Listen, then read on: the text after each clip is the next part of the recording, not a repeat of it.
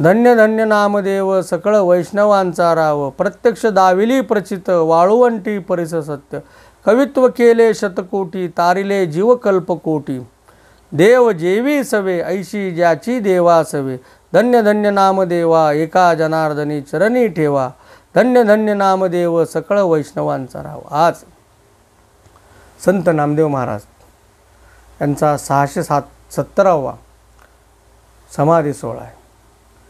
क्रांतदर्शी संत भक्त शिरोमणी पांडुरंगाचे प्रेम भंडारी नामदेव महाराजांबरोबर त्यांची सत्शिष्या दासी जनाबाई की जी पुढे संतत्वाला प्राप्त झाली, अशा संत जनाबाईंचा सुद्धा 670वा समाधी सोहळा आहे।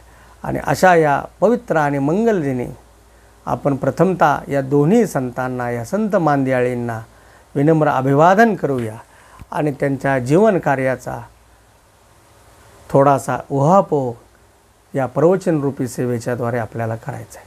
म्हणून निरूपणासाठी घेतलेला अभंग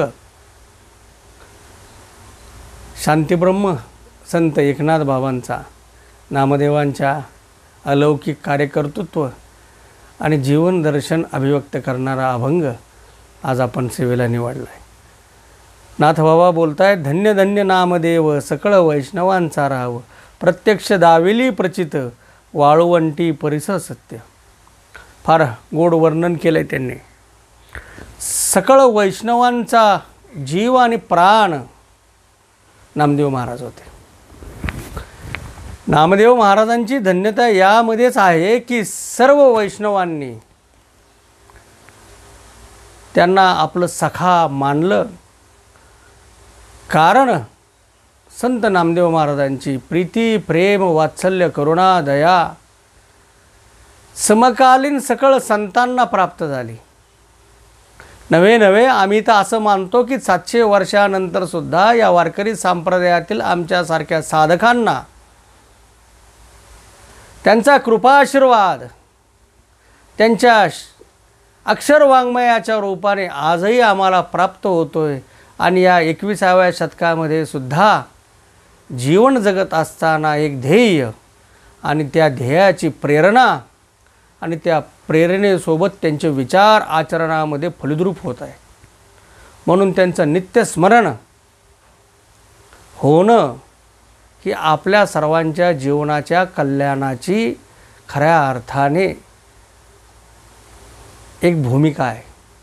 संतांचं जीवनचरित्र आपण सदोदित ऐकलं पाहिजे, श्रवण केलं पाहिजे, वाचलं पाहिजे। त्यांचं अक्षर वाङ्मय सदोदित आपल्या रोमामध्ये भिनलं असलं पाहिजे। कोणत्याही कठीण प्रसंगामध्ये संतच आपल्याला या भवसागरातून पहिले तीराला नेऊ शकतात। म्हणून सकल संतांनी आपल्या पूर्वसुरी संतांचं वर्णन करत असताना त्यांच्या जीवनाला धन्यता प्राप्त करून दिली। कारण ज्याच्या जीवनामध्ये धन्यता प्राप्त झाली तोच व्यक्ती, तोच जीव दुसऱ्याचं जीवन सफल आणि धन्यतापूर्वक बनवू शकतो। म्हणून नाथबाबांच्याही जीवनामध्ये संत ज्ञानदेवांबरोबर संत नामदेवांचाही मोठा भार आहे। म्हणून नाथबाबा वर्णन करताना बोलतायत, धन्य धन्य नामदेव सकळ वैष्णवांचा राव, प्रत्यक्ष दाविली प्रचित वाळुवंटी परिस सत्य। या दुसऱ्या चरणामध्ये संप्रदायाच्या परंपरेप्रमाणे कथाभाग चरणाच्या उत्तरार्धामध्ये त्यांनी मांडलाय की नामदेवांचे एक शिष्य सहकारी संत परिसा भागवत हे पंढरी क्षेत्रीच राहत होते। रुक्मिणी मातेचे सेवक, त्यांच्या पत्नीसुद्धा रुक्मिणी मातेच्या सेवक आईसाहेबांनी त्यांना परिस दिला। परिस ही एक वस्तू आहे की लोखंडाला परिसाचा स्पर्श झाल्यानंतर त्या लोखंडाचं सुवर्ण होतं, सोनं होतं आणि पुन्हा झालेलं सुवर्ण लोखंडामध्ये परावर्तित होऊ शकत नाही। अशी ती वस्तू आईसाहेबांनी परिसा भागवतांच्या पत्नीला दिली। आणि नामदेव महाराजांचं आणि परिसा भागवतांचं सख्यत्व असल्या कारणाने परिवाराचंही सख्यत्व होतं। नामदेव महाराजांच्या पत्नीला वाटलं की तो परिसही आपल्याकडं असावा, आपली जी संसारामध्ये दैन्यता आहे ती दूर होण्यासाठी काही काळ जर आपल्याकडं परिस आला तर आपण सुवर्ण बनू आणि आपली परिस्थिती पालटेल. म्हणून त्यांनी तो परिस मागितला, त्यांना प्राप्त झाला 2 दिवसासाठी. आणि 2 दिवसासाठी परिस प्राप्त झाल्यानंतर नामदेव महाराजांनी पाहिलं, अहो परिस आपल्या घरात काय करतो. त्यांनी हातात घेतला आणि चंद्रभागेमध्ये वाळवंटाच्या किनारी फेकून दिला. 2 दिवसानंतर त्यांची पत्नी आली परिसा भागवतांची मागायला परिस, तर परिस घरात नाही. परिसा भागवत मागायला आले नामदेवरायांकडे, अहो आम्ही तुम्हाला परिस दिला होता 2 दिवसासाठी, आमचा परिस परत द्या. नामदेव महाराजांनी सांगितलं, अरे बाबा तो परिस तर मी चंद्रभागेमध्ये भिरकावून दिला आहे. त्यांनी हट्ट धरल्यानंतर नामदेव महाराज त्यांना चंद्रभागेच्या तीरावर गेले घेऊन आणि अख्खं वाळवंट परिस असल्याचा भास करून दिला. परिसा भागवता, तुला कुठलाही दगड उचल, हा परिसचे. आणि त्या वाळवंटातील प्रत्येक कणाकणामध्ये परिस असल्याचा साक्षात्कार, भास आणि भाव परिसा भागवतांना झाला.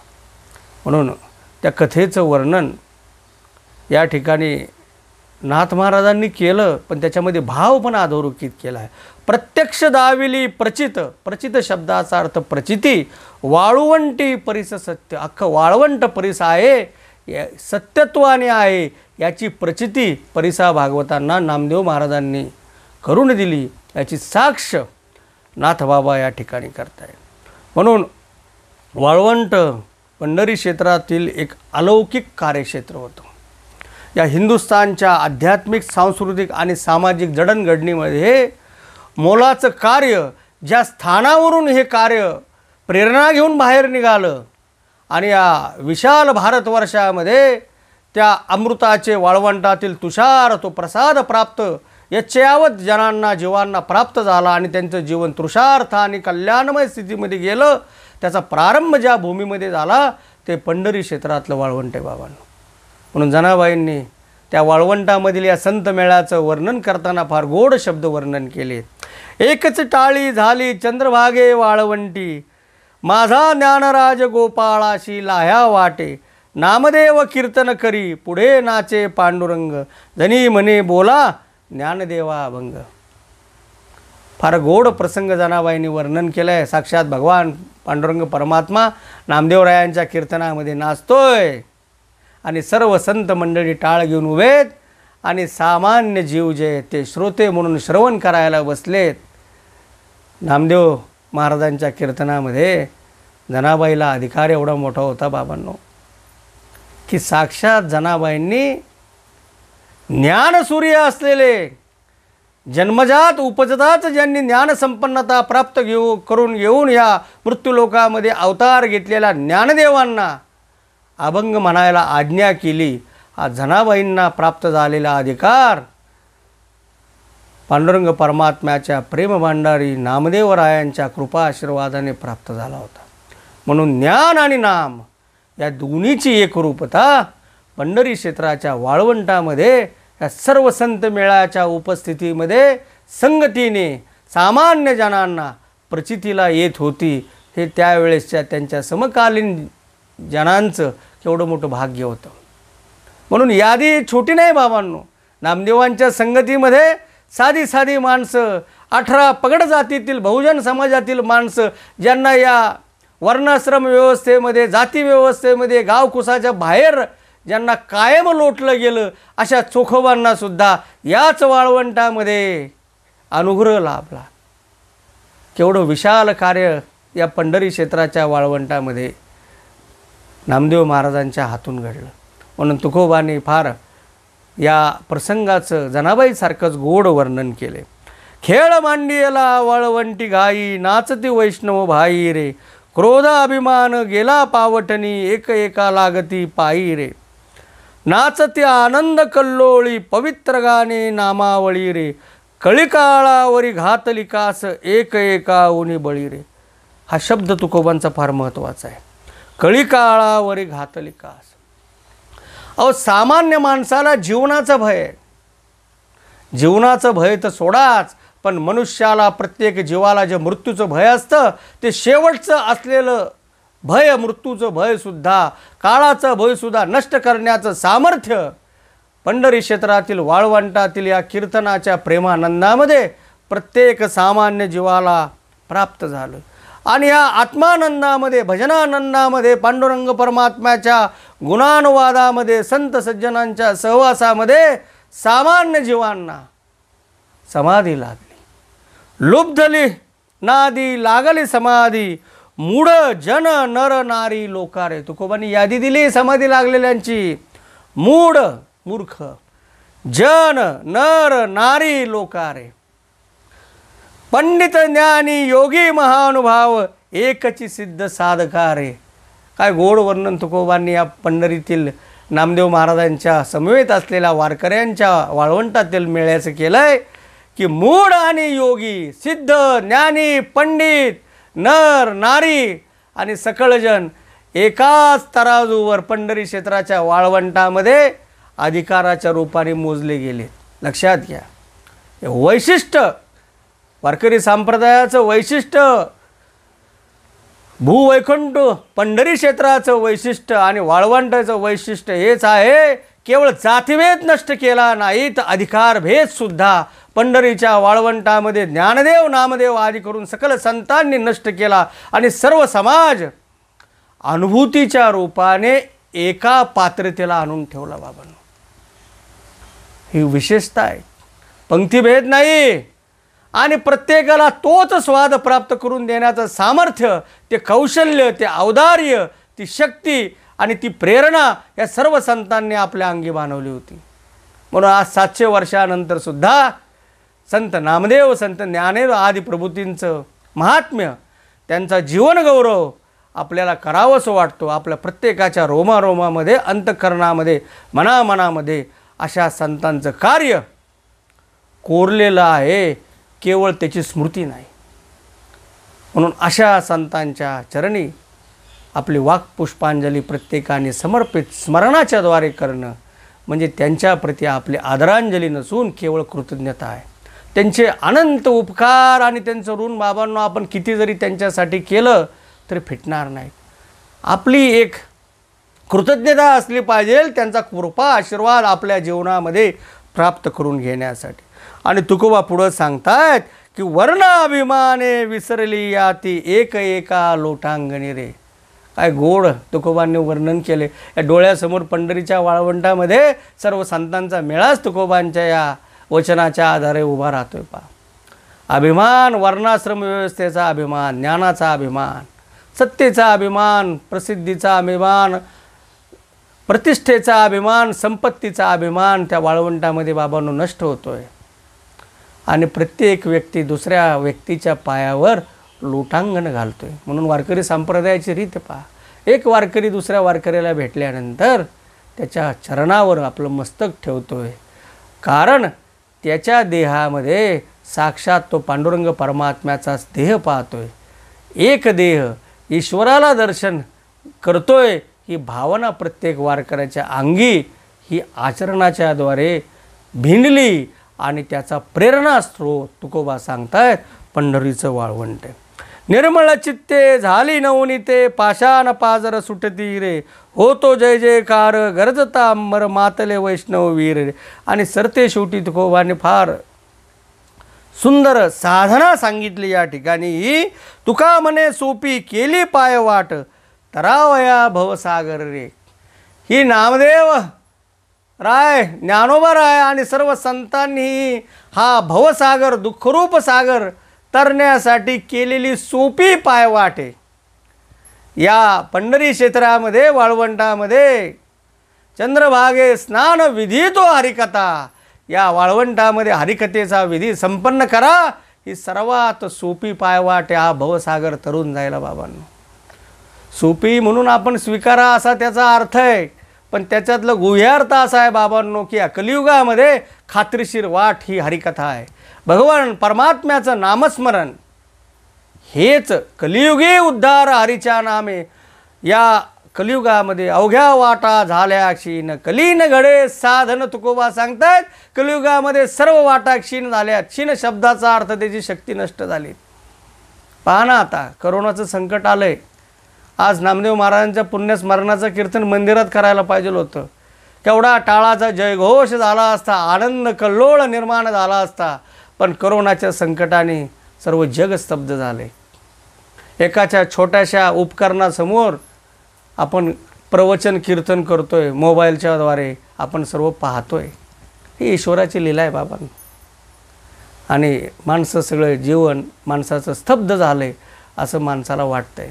पण नाही, भगवान परमात्म्याचं नामस्मरण बाबांनो असं आहे की ते नामस्मरण घेतल्यानंतर तो आनंद ठाईच बैसोनी करा एक चित्त आवडी आनंद आळवावा. हा संतांचा संदेश आहे बाबांनो.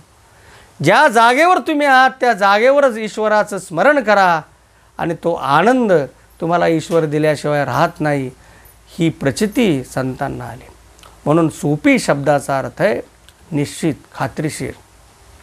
ही पायवाट जी आहे संतांनी घालून दिलेली, ही सोपी याचा अर्थ आहे आपण निश्चित त्या आनंदाला प्राप्त होणार आहे. की जो आनंद ज्ञानदेवांना प्राप्त झाला, जो आनंद निवृत्तीनाथांना प्राप्त झाला, जो आनंद नामदेव महाराजांना प्राप्त झाला, जो आनंद शांतीब्रह्म नाथबाबांना प्राप्त झाला, जो आनंद जगद्गुरू तुकोबांना प्राप्त झाला, त्या वाटेवरनं आपण गेल्यानंतर तोच आनंद, तोच सुखरूपता आपल्या जीवनामध्ये निश्चित प्राप्त होती. म्हणून तुकोबा सांगतायत या पंढरीच्या वाळवंटाचा महिमा असा आघाद आहे बाबांनो. आणि हा आघाद महिमा असल्या कारणाने नामदेवराय या पंढरी क्षेत्रामध्ये फार सदोदित आपली सेवा करत होते. त्यांना फार मोठा पंढरी क्षेत्राचा बाबांना अभिमान होता.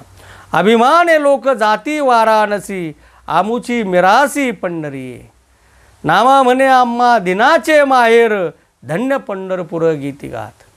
नामदेव महाराज म्हणतात आमची मिरास जहागिरी काय असेल तर पंढरी क्षेत्र आहे. आणि हे दिनांचं माहेर आहे. शोषित, वंचित, ज्यांच्या जीवनामध्ये पापाच्या द्वारे ताप तयार झाला, अशा सर्व मूढ जनांचं जर माहेर कोण असेल तर पंढरी क्षेत्र आहे. मूढ पापी जैसे तैसे उतरी कासे लावून. तुकोबा सांगतात अरे बाबांनो, जसे असाल तशी इथे या. आणि हा कटेवर हात ठेवलेला, कमरेवर हात ठेवलेला परमात्मा तुम्हाला सुखरूप पहिलं तिराला पोचवणार आहे. आणि या क्षेत्राची, या देवाची, या वाळवंटाची आत्मप्रौढी, अभिमान, ऐसी चंद्रभागा ऐसे भीमातीर, ऐसा विटेवर देव कोठे.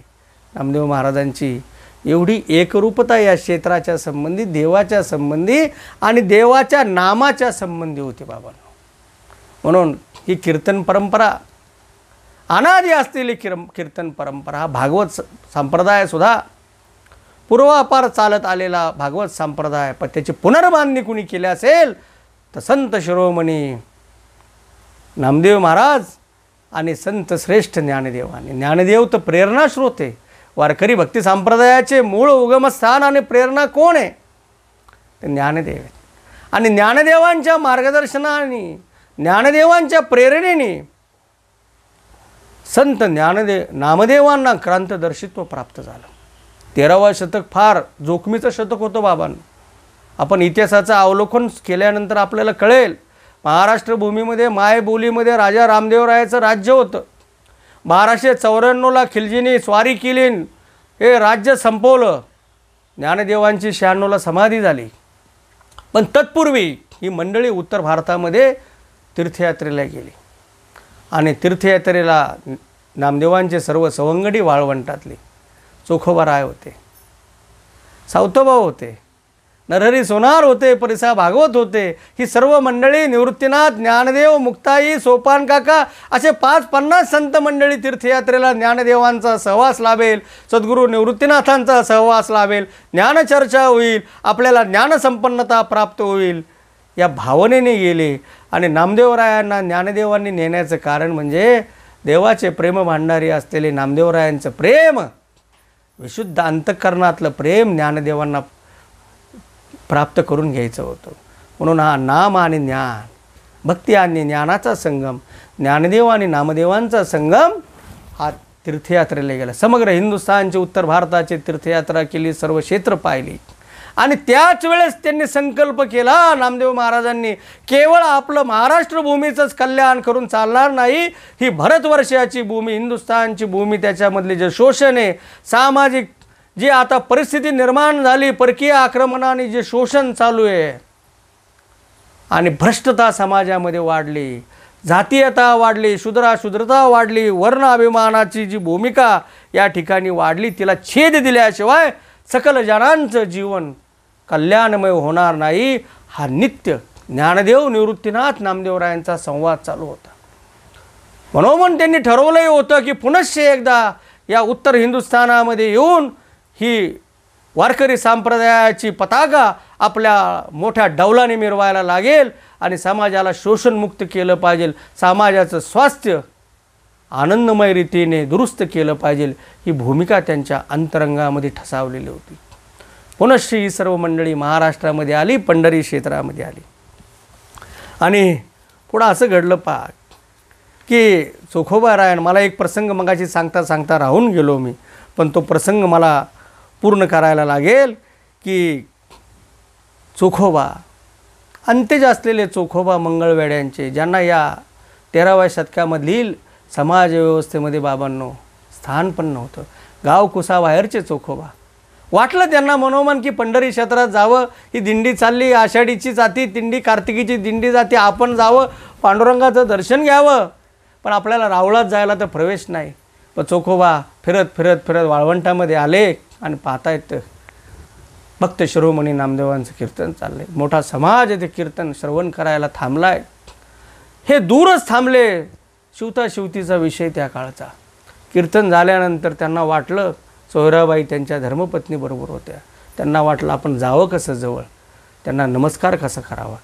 नामदेवांनी लांबनच पाहिलं आणि हाक मारली, हात केला, या म्हणले.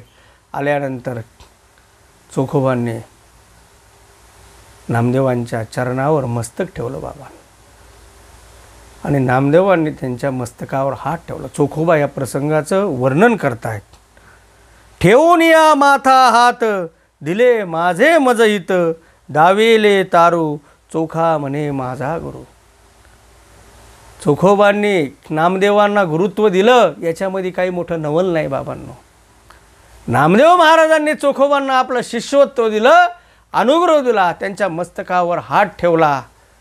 याच्यामध्ये खरं मोठे पण नामदेव महाराजांचं वारकरी संप्रदायाचं आणि भागवत संप्रदायाचं आहे की जी कल्पना 13व्या शतकामध्ये एका व्यक्तीच्या मनाला सुद्धा शिवणार नाही, त्या कल्पना सोडून द्या प्रत्यक्ष कृतीमध्ये. म्हणून मला नेहमी वाटतं, भारतीय वैदिक तत्त्वज्ञानाचा विचार करत असताना द्वापार युगामध्ये कुरुक्षेत्रावर भगवान श्रीकृष्णचंद्र परमात्म्याने अर्जुनाला जो उपदेश केला आहे, आणि ज्ञानदेव सुद्धा सांगतात व्यासाचा थोरू, व्यासांची थोरवी गीता लिहिली म्हणून नाही, त्रैवर्णिकांचा जो अधिकार फक्त होता आणि स्त्री आणि शूद्राला जो अधिकार नाकारलेला होता, तो गीतेमध्ये महर्षी व्यासांनी पुनश्च त्या अधिकाराची मांडणी केली आणि ते शब्द भगवान परमात्म्याच्या मुखातून प्रगट झाले. ही भूमिका त्यांनी गीतेमध्ये मांडली. स्त्रिया वैश्या तथा शूद्र तेपि अंतिम परमगतिम, हा श्लोक जो आहे ना बाबांनो, हा खऱ्या अर्थाने या समग्र हिंदुस्थान भारतवर्षामधल्या यच्चावत प्राणीमात्रांचा कल्याणाची दिशा देणारा हा श्लोक आहे.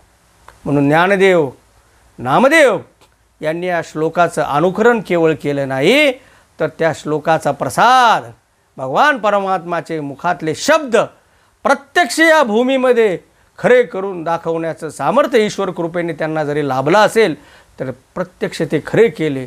आणि त्याचं मूर्तिमंत उदाहरण म्हणजे चोखोबाराय आणि नामदेवांची दासी असलेली साक्षात जनाबाई, या दोघांनाही पुढं संतत्व प्राप्त झालं. आणि या मराठी मायबोलीची सर्व महाराष्ट्र भूमीतील लेकरं आजही कुठल्याही जातीचे असू द्या, कुठल्याही वर्णाचे असू द्या, मी नेहमी सांगतो, आज या महाराष्ट्रातील ब्राह्मण वर्ण व्यवस्थेतील मंडळीसुद्धा चोखोबा आणि जनाबाईची अक्षरं तेवढ्याच पूज्यतेने वाचन करतायत, त्यांचं पूजन करतायत, जेवढ्याच पूज्यतेने ज्ञानदेवांची ज्ञानेश्वरी वाचतायत. खऱ्या अर्थाने नामदेव आणि ज्ञानदेव संतांची कार्याची 700 वर्षानंतरची पोचपावती म्हणायला लागेल. म्हणून नामदेव महाराजांचं अलौकिक कार्य या सकळ संतांच्या मेळ्याबरोबर पुढं सरकत होतं. ज्ञानदेवांच्या सांगण्यावरून सद्गुरू विसोबा खेचरांचा औंढ्या नागनाथला त्यांना अनुग्रह लाभला आणि पुढं एवढे समरस झाली संत मंडळी. महाराष्ट्र भूमी त्यांनी वारकरी संप्रदायाच्या भगव्या पताकाने एकदम डोलायमान करून टाकली. जिकडं जावं तिकडं हा हरिभक्तीचा मेळा फुललेला होता. पण हा मेळा फुलत असताना, शिरोभागावर जात असताना ज्ञानदेवांनी आपल्या अवतार कार्याच्या समाप्तीची घोषणा केली बाबा. आणि ज्ञानदेवांनी इसवी सन 1296 कार्तिक वद्य त्रयोदशीला अलंकापूर क्षेत्रामध्ये समाधी घेतली. मला खूप एका गोष्टीचं नवलपण वाटतं आणि एक भूमिका आपल्याला या प्रसंगाच्या रूपाने सांगावीशी वाटते की महाराष्ट्रामध्ये मराठी भाषेमधले जर आद्य चरित्रकार कोण असतील तर संत नामदेव महाराज ही त्यांची ओळख आपण लक्षात घेतलं पाहिजे. ज्ञानदेव, निवृत्तीनाथ, मुक्ताबाई, सोपान काका, चोखोबा राय, सावतोबा, नरहरी सोनार, जनाबाई या सकळ संतांचं जीवनचरित्र कुणी लिहिलं असेल आणि त्यांचा जीवनपट आपल्यापर्यंत जर कुणी पोचवला असेल तर संत शिरोमणी नामदेव महाराजांनी पोचवलं. म्हणून ज्ञानदेवांचं जीवनचरित्र, त्यांचा अधिकार, त्यांची थोरवी जर आपल्याला प्राप्त माहिती झाली असेल तर ते अनंत उपकार संत नामदेव महाराजांचे. आणि नामदेव महाराजांनी ज्ञानदेवांच्या समाधी प्रसंगाची, सोहळ्याची सर्व व्यवस्था केली, सर्वांना निमंत्रण दिली. नारा, विठा, गोंदा, मादा सर्व मुलांना ते विवर साफ करायला लावलं, सुशोभित केलं, मंदिर सजवलं गेलं आणि ही सर्व व्यवस्था नामदेवांच्या कुटुंबाने केली बाबा. भगवान पांडुरंग परमात्मा रुक्मिणी मातेसहित आली. इंद्रायणीच्या पहिल्या तेरावर हजारो लोक हा सोहळा पाहण्यासाठी वारकरी थांबले आणि नामदेव महाराजांनी त्या प्रसंगाचं वर्णन करताना शेवटचं एक वचन लिहिले. नामा म्हणे आता लोपला दिनकर, बाप ज्ञानेश्वर समाधिस्थ. ज्ञानदेव समाधिस्थ झाले. सकळ संतांचं हृदय सद्गदित झालं. निवृत्तीनाथ, मुक्ताबाई, सोपान काका, नामदेवराय, अश्रू त्यांच्या नेत्रातून धारा वाहू लागले. कारण ज्ञानदेवांसारखं अलौकिक व्यक्तिमत्व या भूतलावर त्यांनी साक्षात अनुभवलं होतं, त्यांच्या अनुभूतीला आलं होतं. आणि त्यांचं प्रेम ज्ञानदेवांचं, त्यांचं वात्सल्य, त्यांची करुणा, दया ह्या सर्व संत मंडळींनी प्राप्त करून घेतली होती. आणि त्यांचा वियोग ह्या मंडळींना सहन होत नव्हता. म्हणून पुढं ज्ञानदेवांच्या विरहामध्येच पुढं काही काळ नामदेव महाराज पंढरी क्षेत्रामध्ये बाबांनो राहिले. नामदेव महाराजांचा जन्म कार्तिकी एकादशी इसवी सन 1270 सालचा. ज्ञानदेवांचा समाधी काल 1296. म्हणजे ज्ञानदेव समाधीस्थ 22व्या वर्षी झाले, 21 वय पूर्ण झालं होतं. आणि त्यावेळेस संत नामदेवांचं वय 26 होतं. 26.5 वयापर्यंत सोपान काका, मुक्ताई, निवृत्तीनाथही समाधीस्थ झाले. एक अंतःकरणामध्ये नामदेव महाराजांच्या पोकळी निर्माण झाली. आपले सर्व सहकारी आपलं या मृत्यूलोकातलं अवतार कार्य सोडून गेलं. थोडा विरह तयार झाला. नामदेवांच्या जीवनामध्ये सुद्धा हा करुणेचा प्रसंग उभा राहिला बाबांनो. पण या अवतार कार्य ज्ञानदेवांनी संपवण्यापूर्वी ज्ञानदेवांनी त्यांना ज्ञानप्राप्ती करून दिली. हे समस्त ही श्री वासुदेव ऐसा प्रतितिरसाचा ओतला भाव, भक्ता माझी राव ज्ञानिया तोची. या जगत जे आहे ते जगत परमात्म्याच्या बहुभावनाने नटलेलं आहे.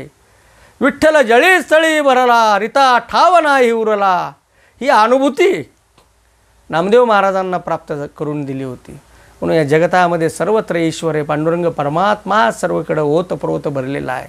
याची प्रचिती, आत्मानुभूती नामदेव महाराजांना आली होती. आणि नामदेव महाराजांना मग आठवलं की ज्ञानदेव निवृत्तीनाथांबरोबर उत्तरेत झालेला संवाद महाराष्ट्र भूमीमध्ये आपण काम करतोय.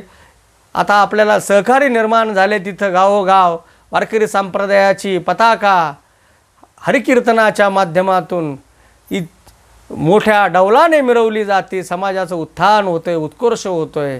पण उत्तर भारतातले माझे जे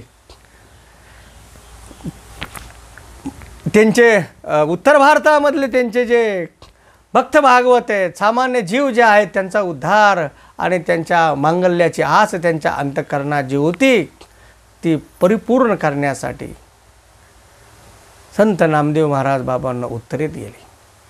आणि उत्तरेमध्ये दीर्घकाळ पहा, माझ्या माहितीनुसार परंपरेमध्ये श्रवणानुसार वयाच्या 35व्या वर्षी नामदेव महाराज उत्तर भारतात गेले.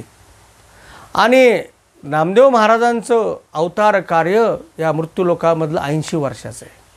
म्हणजे 30-35 वर्षाचा पुढील काळ महाराष्ट्रामध्ये जेवढा नामदेव महाराजांचा कार्यकाल राहिला कार्याचा, तेवढाच कार्यकाल उत्तर भारतामध्ये नामदेव महाराजांनी व्यतीत केला. राजस्थान असेल, गुजरात असेल, पंजाब असेल, उत्तर प्रदेश असेल, हरियाणा असेल, नवे त्यावेळेस अफगाणिस्तान, आजचं जे अफगाणिस्तानचं स्वातखोर आहे, तिथपर्यंत नामदेवरायांनी या भागवत धर्माची पताका मिरवली. म्हणून नामदेव महाराज स्वतःच्या मुखानेच सांगतायत की नाचू कीर्तनाचे रंगी, ज्ञानदीप लावू जगी. अहो म्हणले, आमचं कीर्तन म्हणजे फक्त भजन नाही.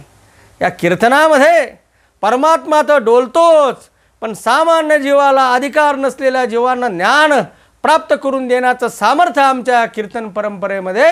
म्हणून आम्ही या कीर्तनाच्या माध्यमातून प्रत्येकाच्या घराघरामध्ये ज्ञानाचे दीप लावतोय, प्रकाश संपादन करून देतोय आणि सर्वांचं जीवन सुंदर, प्रकाशमय, सुखमय आणि आनंदमय करतोय. ही थोर परंपरा नामदेवरायांनी अफगाणिस्तानपर्यंत आजच्या पोचवली बाबांनो. म्हणून लोक म्हणतायत की अटकेपार झेंडे पेशव्यांनी पोचवले. मी तर सांगतोय बाबांनो, ते तर 18वं शतक आहे. नामदेवराव 13व्या शतकात होते. त्यांनी ही भागवत संप्रदायाची पताका, वारकरी संप्रदायाची पताका आणि ज्ञानाचं खुलं केलेलं ज्ञानदेवांनी भांडार 13व्या शतकामध्ये या भारतभूमीच्या बाहेर पोचवण्याचं अलौकिक कार्य केलं. म्हणून क्रांतिदर्शी संत होते नामदेव महाराज. लक्षात घ्या, भाषा वेगळी, प्रांत वेगळा, असं असताना आज आपल्याला भीती वाटते. पहा, एका गावातून दुसऱ्या गावात जाताना आपण 4 वेळा विचार करतोय, तिथं जायचं कसं, तिथं ओळखीचं कोण आहे का, त्याचा फोन नंबर घेतो, गाडीत निघाली तर त्याला फोन करतो, हा रस्ता आला, उतरायचं कुठं, कुठं भेटेल, व्यवस्था काय, जेवणाची व्यवस्था काय, राहायची व्यवस्था काय, 100 उभं प्रश्न करून समोरच्या आपल्या संबंधी जीवलगाला भांडावून सोडतो. पण तो काळ काय, परिस्थिती काय, उत्तर भारतामध्ये परकीय आक्रमकांचं राज्य होतं बाबांनो. या काळामध्ये कार्य करणं किती अवघड होतं. समाजाला प्रेरित करून त्यावेळेस तर इस्लाम धर्माचा प्रसार करण्याचं मोठं षडयंत्र उत्तर भारतामध्ये चालू होतं आणि त्याला विरोध करून या सोकियांचं जे शास्त्रतेज आहे ते वाढवणं, त्याचबरोबर आत्मबल, सामर्थ्य आणि शक्ती पिचलेल्या, दमलेल्या, दीनदुबळ्या माणसांना देण्याचं काम नामदेव महाराजांनी केलं. म्हणून मला नामदेव महाराजांचं जीवनचरित्र फार गौरवशाली वाटतं. आज महाराष्ट्रामध्ये जेवढं नामदेवांना उत्तर भारतामध्ये स्थान आहे, त्यांच्या चरित्रावर, त्यांच्या वाङ्मयावर जेवढा अभ्यास झाला आहे तेवढा या मराठी मायबोलीमध्ये झाला नाही, असं मला आज प्रकर्षाने वाटतं आहे. 21व्या शतकामधील तरुण पिढीला हे नामदेवांचं अलौकिक चरित्र, त्यांचं कार्यकर्तृत्वाचा ठसा आपल्यासारख्या तरुणांनी पोचवला पाहिजे. हे आपल्या सर्वांचं आद्य कर्तव्य.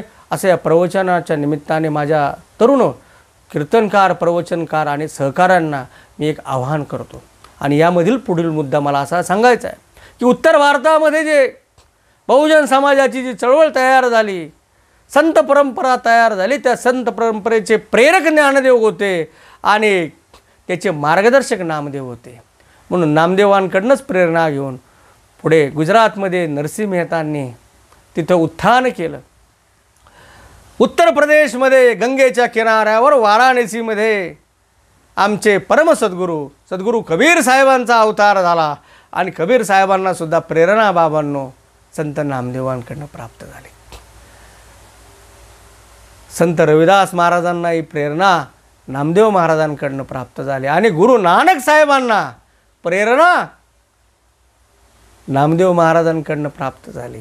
म्हणून हिंदी पदं नामदेवांनी पुढे ती भाषा अवगत केली आणि हिंदी भाषेमध्ये सुद्धा उत्तर भारतीय भाषेमध्ये सुद्धा आपली अभंग रचना पदांची रचना नामदेव महाराजांनी केली. आणि शीख संप्रदायाचा मुख्य धर्मग्रंथ जो आहे गुरुग्रंथ साहिब, त्या ग्रंथामध्ये भक्त शिरोमणी संत नामदेवरायांची 61 पदं आज ते त्यांच्या ग्रंथामध्ये पूज्य शब्द म्हणून त्याचं उच्चारण करतात. आणि नामदेव महाराजांचं ज्या स्थानी दीर्घकाळ पंजाबमध्ये वास्तव्य झालं ते स्थान म्हणजे पंजाब प्रांतामध्ये घुमान हे क्षेत्र आहे. तिथं नामदेव महाराजांची समाधी मंदिर आहे, स्मृती मंदिर आहे. मलाही त्या ठिकाणी जाण्याचा योग आला. आमच्या तीर्थरूप वडील वैकुंठवासी केशव महाराज तथा बापूसाहेब कबीर महाराज यांनी ज्ञानदेवांच्या सप्तशताब्दी सोहळ्याच्या वेळेस नामदेव महाराजांचे सर्व वंशज आणि वारकरी संप्रदायाच्या वतीने तिथे एक मोठा 7 दिवसाचा उत्सव केला होता. पण त्यावेळेस जाणं जमलं नाही. पण नंतर त्या ठिकाणी मलाही साहित्य संमेलनाच्या निमित्ताने जाण्याचा योग आला आणि तिथे गेल्यानंतर जसं महाराष्ट्र भूमीमध्ये वारकरी संप्रदायाच्या बद्दलची संतांबद्दलची पूज्यता समाजामध्ये आहे ना बाबांनो, तीच पूज्यता शीख धर्मामध्ये शीख पंथीयांच्या अनुयायामध्ये संत नामदेवरायांच्या बद्दल आहे. ते आम्ही तिथं जाणली. 700 वर्षानंतर सुद्धा नामदेवांचे शब्द, त्यांचं कार्यकर्तृत्वाचा अलौकिक असा ठसा उत्तर भारतामध्ये सुद्धा आजही त्याच पद्धतीने महाराष्ट्रासारखा स्थित आहे हे पाहून अत्यानंद वाटला. म्हणून या हिंदुस्थानची जी नवीन उभारणी झाली मध्ययुगीन कालखंडामध्ये त्याचं मूळ प्रेरणास्रोत अलंकापूर क्षेत्रातील संत ज्ञानदेव होते. पण ते भगवी पताका नामदेव महाराजांनी खांद्यावर घेऊन या हिंदुस्थानभर या सर्वांचा उद्धार करण्याचं व्रत जे हाती घेतलं होतं. म्हणून मी एक गोष्ट मला नेहमी वाटते की ध्येयवादी होते बाबांनो संत. ज्ञानदेवांच्या संबंधामध्ये जीवनचरित्राच्या संबंधाने नामदेवराय वर्णन करतायत. जो जो दिवस उगवला तो तो ज्ञानदेवे सफल केला. आणि त्याच न्यायाने नामदेव महाराजांनी सुद्धा आपला प्रत्येक जीवनामधील क्षणक्षण सत्कार्याला वाहून घेतला आणि प्रत्येक प्राणीमात्राच्या जीवाच्या कल्याणासाठी त्यांनी आपलं जीवन समर्पित केलं. कुटुंबाकडं त्यांचं संसाराकडं दुर्लक्ष झालं नसेल असे म्हणत नाही मी. पण या अवतार कार्यामध्ये शतकोटी अभंग केले, कवित्व केले शतकोटी, तारिले जीव कल्पकोटी. नाथबाबा अभंगाच्या 3ऱ्या चरणामध्ये बोलतायत की 100 कोटी नामदेवरायांनी अभंग केले आणि कल्पकोटी जीवांना तारण केलं. बाबांनो, देव जीवी सवे ऐशी ज्याची देवा सवे. देवाला नामदेवाची सवय होती आणि देव नामदेवाबरोबर जेवत होते. ते तर बालपणापासून जेवत होते बाबांनो. देवाला हट्टाने जीव घालणारे नामदेव. धन्य धन्य नामदेवा एका जनार्दनी चरणी ठेवा. अशा नामदेवरायांच्या चरणी नाथबाबा म्हणतायत की मी नतमस्तक होतो, कारण नतमस्तक झाल्याशिवाय दुसरा पर्याय नाही. याचं कारण असं आहे, असे जे अलौकिक क्रांतदर्शी संत असतात ते संप्रदायाचं संवर्धन करत असतात आणि त्यांचं कर्तृत्व बाबांनो लोकोत्तर असतं. नामदेव महाराजांचं कवित्व, त्यांचे विचार आणि आचार यांना पांडित्याचा पुसटचा स्पर्शसुद्धा नव्हता. अंतरंगी भगवान परमात्म्याचं जे प्रेम त्यांच्या अंतरंगामध्ये ठसावलं होतं ते प्रेमच जगताला वाटण्याचं सामर्थ्य त्यांना प्राप्त झालं होतं. आणि ते प्रेम त्यांनी या पंढरी क्षेत्रामध्येच केवळ नव्हे त्या समग्र हिंदुस्थानमध्ये त्यांनी ते प्रेम वाटलं. आणि भक्ती संप्रदायाचा पुरस्कार, मोठ्या नाम संप्रदायाचा पुरस्कार मोठा प्रभावीपणे केला. म्हणून नामदेवरायांचे 2 विचार आपण या ठिकाणी सांगूया. ब्रह्मज्ञानाची मोक्षाची प्राप्ती कीर्तनातून होते हे आग्रहकाने सांग. ब्रह्मज्ञाने विन मोक्ष आहे भूती, वाचेसी मनती विठ्ठल नाम, भक्तिविन मोक्ष नवे हा सिद्धांत, वेद बोला हात उभारून. नामदेव महाराज सांगतात वेदाने काय सांगितलंय, हात वर करून सांगितलंय, भक्तीशिवाय मोक्ष नाही. आणि ब्रह्मज्ञानाची जर तुम्हाला मोक्षासाठी ब्रह्मज्ञान हवे असेल तर विठ्ठल नामाचा मंत्र जपल्याशिवाय, नामस्मरण केल्याशिवाय ते ब्रह्मज्ञानही प्राप्त होणार नाही, मोक्षही प्राप्त होणार. न पडावे वेद नको शास्त्रबोध, नामाचे प्रबंध पाठ करा. या वचनाचा प्रभाव बाबांनो सद्गुरू कबीर साहेबांवर फार पडला की नामस्मरणाशिवाय जीवनामधली साफल्यता दुसऱ्या कशानेच येणार नाही. म्हणून कीर्तनाच्या माध्यमात भगवान परमात्माचा गुणानुवाद आणि नामस्मरण हेच त्यांनी आपल्या जीवन कार्यामध्ये केलं. आणि समाजातल्या अंधश्रद्धा, दीन दुबळ्यांचे प्रश्न, त्यांचं इहलोकातलं कल्याण केवळ पारलौकिक भूमिका वारकरी संप्रदायांनी मांडलीच नाही बाबांनो. भजन पूजन कीर्तन प्रवचन म्हणजे परलोकाचं साधन आहे, पारलौकिक कार्याचं साधन. ही जी भूमिका आपण समजतोय त्याला तर खरा त्यांनी संतांनी छेद दिला. त्यांनी तुमचा आता लौकिक व्यवहारातलं संसारातलं जीवन जे दुःखरूप असणारा संसार सुखरूप कसा करताय. कारण ज्ञानदेवांची प्रतिज्ञा आहे, अवघाची संसार सुखाचा करीन, आनंदे भरीन ती लोक, जाईन माय तया पंढरपुरा, भेटे न माहेरा पुल्या. ही प्रतिज्ञा ज्ञानदेवांची खऱ्या अर्थाने पूर्ण करण्याची किमया क्रांतदर्शी संत नामदेव महाराजांनी केली. आणि आपल्याबरोबर भगवान परमात्म्याचे शब्द, स्त्रिया वैशा तथा शूद्र ते पियांतिम परम गतिम, चोखोबापासून जनाबाईला सुद्धा केवळ अनुग्रह दिला नाही तर गुरुत्व आणि संत पदाची भूमिका बहाल केली. अशा लोकोत्तर कार्यकर्तृत्व असलेल्या संत नामदेवांच्या चरणी आजची झालेली सेवा पुष्प शब्द सुमनांजली अर्पण करून सेवेला विराम देतो. वाणीला विराम देण्यापूर्वी पुनश्च एकदा एक मला गोष्ट सांगायची. उद्या संत सावता महाराजांचं पुण्यस्मरण आहे. उद्याही संध्याकाळी पुन्हा 7 वाजता संत सावता महाराजांच्या पुण्यस्मरणानिमित्त आपण प्रवचन सेवा या ठिकाणी रुजू करणार आहोत. त्याही सेवेचा आपण सर्वांनी लाभ घ्यावा ही विनंती करून वाणीला विराम देतो. पुंडलिक वरदारी विठ्ठल श्री ज्ञानदेव तुकाराम पंढरीनाथ भगवान की जय. माऊली ज्ञानेश्वर महाराज की जय. संत नामदेव महाराज की जय. सद्गुरु कबीर साहेब की जय. सद्गुरु रामदास बाबा महाराज की जय.